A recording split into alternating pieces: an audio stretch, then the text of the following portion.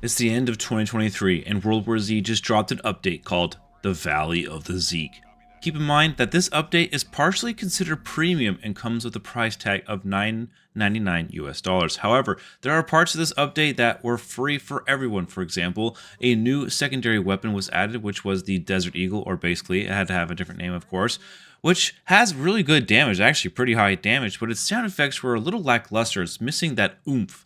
They also added a new special zombie called the Juggernaut, which looked really cool in the trailers until we finally got to get to see it. And it's just basically a reskin bull with extra armor. So basically an already special zombie. But that's okay, it's free. And I feel like, though, they're just easier to deal with than the bull most of the time. So they're really just an extra special zombie, which isn't a good or bad thing, more of just a neutral thing. They also added the new basic zombies that were once in the military. However, it seems that they only spawn in certain missions, and to be fair, these zombies kind of already existed. For example, in some missions where you had to fight alongside allied military men, if those guys were to die and get infected by the zombies, they would turn into military zombies. Well, those zombies are now in the game officially as a set of basic zombies, and like I said before, they just don't seem to spawn in every single mission, which is fine, but just another reskin asset with just a little bit more armor. You see where I'm getting at with this update? Anyways, we did get 7 new challenge horde mode mutators and some bug fixes and optimization across all platforms, which is fantastic and something everybody was glad to see. Well, at first the update sounded amazing. On paper, they only did good things, and if it wasn't for the new missions, this update would be very, very lackluster. But I, for one, had no problem buying the DLC right away and paying for them since I am an avid fan. I'd argue anyone who still plays World War Z to this day probably all bought the DLC the second it came out as well.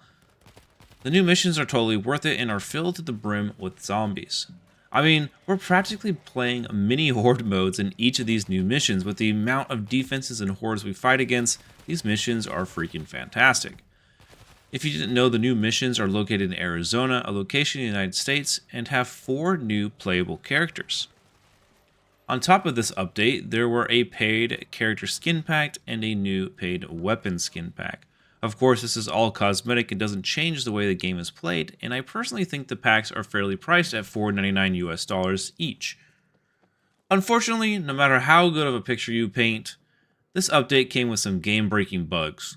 Servers were down, matchmaking wasn't working, the Juggernaut was clipping characters through the walls, the Vanguard class shield stopped blocking a bull charge, and the list surprisingly keeps going on and on. But luckily for us, Reddit has shown these bugs firsthand so that I can show you guys what I'm talking about.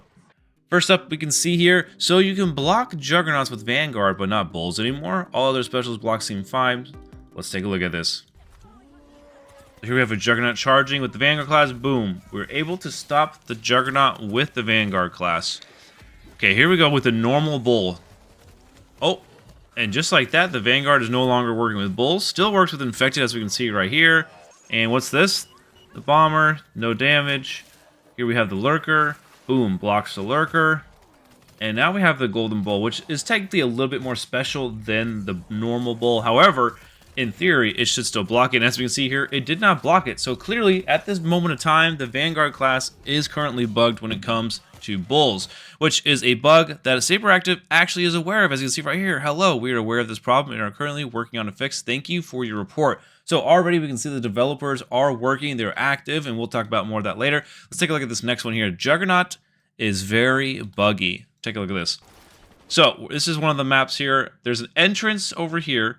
This door is right here, and then there's an entrance to the right, and there's going to be a Juggernaut that just comes flying in. Of course, we don't quite see it until it's too late. You'll see right here. Here's the Juggernaut charging in, hits the player and the bots, and the player just goes flying into the ceiling, onto the roof, basically. And it seems like the character may never get back up, and it's completely glitched. And then we also have a Lurker who tries to jump him on top of the ceiling. And this is the common thing that I was talking about with the Juggernaut clipping characters, players into walls, ceilings, etc. Don't worry, there's more of this. Check a look at this. Don't let the Juggernaut push you back. He's serious. Take a look at this one. Here we are in Moscow, and boom, this guy is stuck in the ceiling. At least for him, he can actually move around. However, there's no way he'll be able to finish the game. He's going to have to commit suicide if he's even allowed to or able to. But we also see here that this person is also getting pushed into a pillar and into the side of this wall here, this little like railing before you fall down. And yeah, The Juggernaut is just absolutely broken. We also got this one right here. The lingering AoE attacks have me rolling much like this. So we can see Juggernaut coming up here, and we got the brand new Desert Eagle if you haven't seen it already. Pretty nice.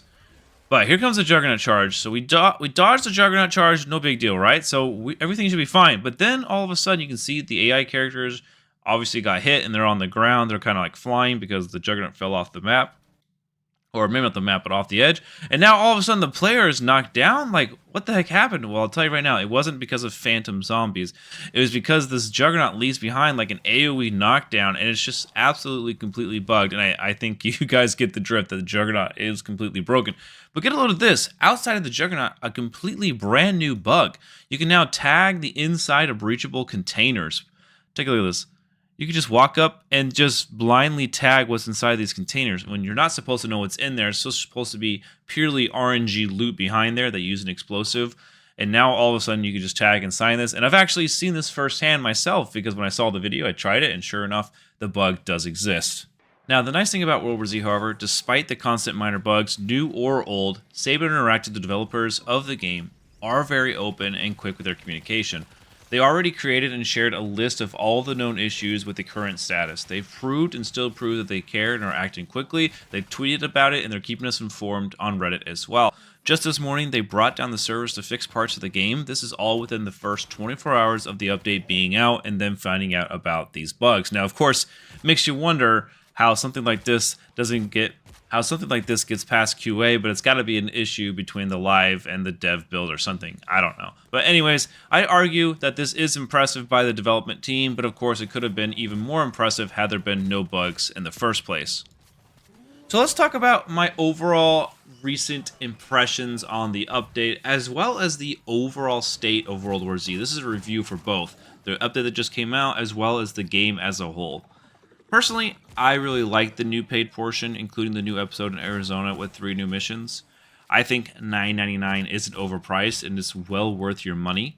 On average, each mission was 30 to 40 minutes long, and you're definitely going to play each mission at least twice. So you're looking at 3+ hours of entertainment for $10, which is cheaper than going to the movies or basically anything nowadays. Freaking inflation is just screwing us over, but that's not important here. Anyways, I really like that the new weapon and the character skins are in there and that they're free, so even if you didn't want to get the new maps, you can still get some of the new updates to make the game feel more fresh. But I also think that those packs are, again, fairly priced and look overall cool. I mean, for $4.99, that's not bad. Most companies like Fortnite and crap like that is like $15, $10, $20. Even Halo, for example, to pay for a splash of color is ridiculous. But if I was to ignore that kind of stuff, if I was to ignore the bugs that came out with this update and the bugs that just come over time, I'd give this update a solid 8 out of 10, maybe even a 9 out of 10. But with the bugs currently there, which I understand will eventually get resolved, I'd arguably give this update a 7 out of 10. The new special and common zombies are nice, but they're not anything really new, just reskins. I like that there was a new weapon added, but not a single class can start with it, making it hard for anyone or anything to get their hands on it right away. It took me about 6 hours of playing to finally get to see the Desert Eagle in action in my own personal game. I mean, that kind of sucks, but it is what it is. So what am I trying to say here? If there were no bugs, this is an easy 8 out of 10, but with the bugs, I give it a solid 7 for now. So what do you guys think? Are you enjoying the update? Would you rate it higher, lower, or the same? Or are you still waiting to buy it? Besides the update, let's talk about World War Z as a state. In general, it has been an amazing co-op shooter. It came out back in 2019, I can't believe that, 4 years ago, about to be 5, and it was the very first game I ever created content for on my YouTube channel. World War Z holds a very special place in my heart. It has come a long way, and I'd argue that it is amongst the top 10 zombie games since then. And the fact that the game is still getting updates, like actual good updates 4 years later, just puts other games to shame. I'm looking at you, Back 4 Blood. If someone was to ask me if they should buy World War Z, I wouldn't hesitate, and I'd tell them right then and there that they should. All in all, World War Z is an excellent game, and I'm glad that I've been here from the start. And this was my 2023 World War Z. What did I just say? What? Well, folks, that was my 2023 World War Z review. and we'll see you in the next one. Peace.